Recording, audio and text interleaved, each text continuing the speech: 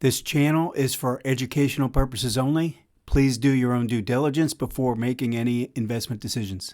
Hi, this is Joe Rabil. We're going to delve into MACD today. I want to talk about a signal that happens that I think a lot of people miss because it happens inside of a range. It's not necessarily blatant in terms of a reversal signal. But if we can add a couple elements to it, we have a pretty high probability trade. All right. So let's go ahead and look at this. Now, if you want to learn more about some of these techniques, I would suggest click the link in the description. You can find out more about my book. And that is a good place to start. And then if you do enjoy this content, please hit that like button and also subscribe. Okay, so I've got the chart of the SPY up. I've got the monthly in the bottom left, and then a weekly in the bottom right, daily upper right, and up in the middle here, I've got an hourly, and that's what those are the ones I want to focus on: the weekly, daily, and hourly. Now, what we're trying to identify are periods where it looks like we have the potential for a reversal, okay, and then a MACD signal shows up at that point. All right, and if we get that, I think we have a pretty high probability trade. So let me give you some examples to show you what I'm talking about. We'll start back here. Actually, right before bear market in 2022, we had let me just draw this in. So we had a trend line break, right? So we get the trend line break. And then if you notice, what we're looking for is a MACD signal that's called a pinch play, right? Come in as it's rallying in or around the 18 typically, all right? Now, it might overrun a little bit sometimes like that.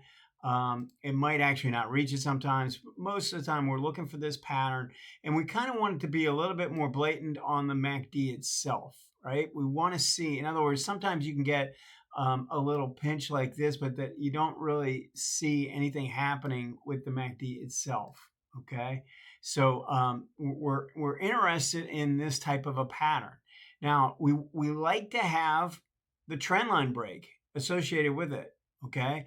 But if there's any other elements involved that builds the case for this, then it's okay to do it. All right. Now, this is a zero line break, right, which adds confidence to my trade here. Also, a lot of strength in ADX.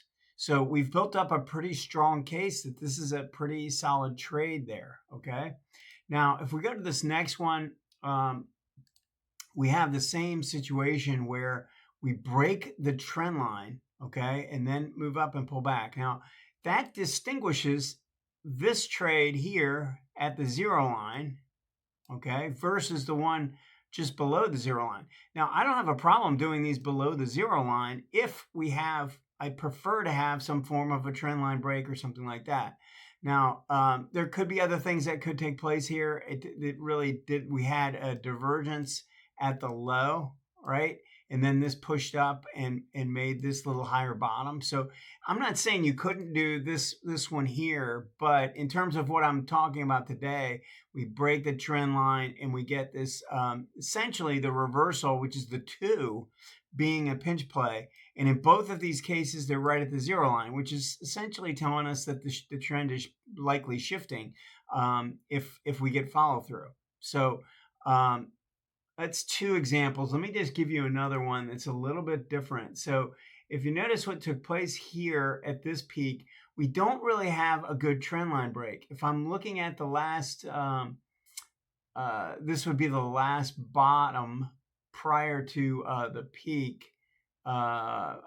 So this is the anchor for a trend line at that point. We would not have had a broken trend line. There was no broken trend line at that point, okay? But if you notice the way this played out, and I want to make sure I'm clear with this, let me zoom in on this for a second. So it didn't break the trend line, but notice what it did. It did go to a marginal new high, okay? So I refer to this as a divergent pinch, where we make a move and we make a marginal new high and we see the pinch play developing underneath. We have no strength in the momentum. The momentum died out in the ADX back here, right? And then we got a little bit of a test of that area and it failed.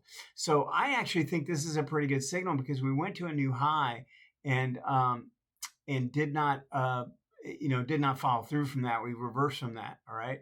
So another pretty solid signal, even though it's a little bit different.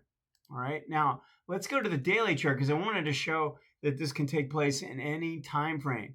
All right. So if we look at this, we can draw our trend line. We can either draw, whoops, that doesn't look very good. We can either draw this trend line off of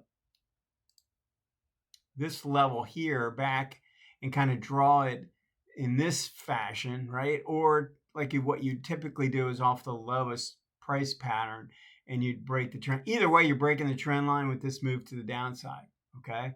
Now, I picked this out because look at what happened after. So we get the trend line break and then we rally up, all right? Now we're around the 18 and we get a pinch under, I call it an under pinch, where it pinches underneath the signal line and above the zero line. So as this is crossing back to the downside, crossing back the 18, we get somewhat of a signal. Again, another situation where, let me just show you this. So if I line this up, if you see the crosshairs, this high here, this peak, did not get confirmed by ADX. Look at how low the ADX was. After it had been pretty strong in confirming, we had a very low ADX signal on that move to the upside. Okay, so that's another little tell. All right, so even if you don't have a trend line break and you have that taking place, it might be worth playing. Now, most of the time, when you're playing counter to the trend, this is counter to the trend here, the weekly trend, right? So we get this signal here and it's counter to the 18 and 40 are rising here, then we're just playing it for a trade. These are a little bit more significant. So if we look at these signals and where they're taking place, we're looking at the higher time frame 18 as providing the support. So the difference, so if we get a signal here and it's moving down, you can see that we actually broke intermonth. We broke this 18 and we came down and came close, pretty close to the 40 in this instance, right?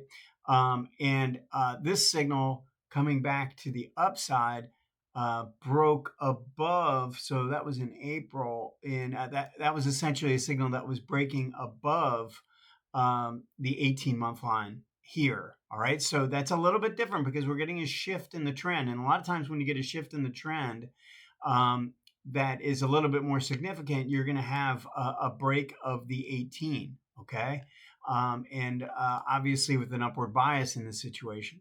But if we go back to the peak here, it came down and it broke the 18-month. Now, if we break the 18-month, your target is basically the next higher time frames 18, which is 18 on the quarterly chart, right, instead of the monthly. But if you notice the way this played out, actually, we did get a little overrun in a couple of cases in the bear market here, in this big drop here in 2020, that bear market move that was very quick.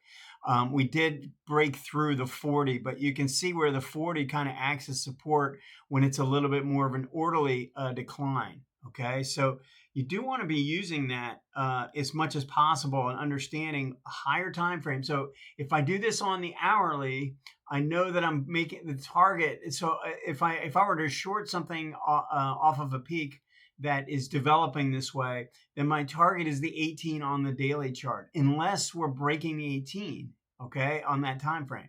If we're doing that, then we go down and we'd be looking at the 40 or essentially what could be the 18 on the next higher time frame, which would be the weekly chart. So we want to just keep an eye out and see how far away are we from the 18 in the next time frame when we do the trade, right? So if we go back and look at the way this played out, you can see that we were a pretty good distance away, and the target, normally we're looking as a target here. Now, the way you can play this is not to predict, all right? And you take a target at that level, you could take a half of your position off and then see if it wants to break through and go down to the next support level, okay? Instead of making, a all or none decision, you just take a partial profit, take half of it off, and put your stop at a break even, and then see if it wants to keep going. All right. Now, if it were to make a move and then make a lower high, you can continue to lower the stop, right, until you actually hit the next target area where you'd want to be taking profits. I would take profits at the 18 on the next higher time frame, at the 40 of the next higher time frame, and the 18 on the higher time from there. It would be the monthly if it plays out that way. So just kind of keep that in mind, and I think you'll be in pretty good shape. Let me know if you have any questions on this, and we'll see you next time.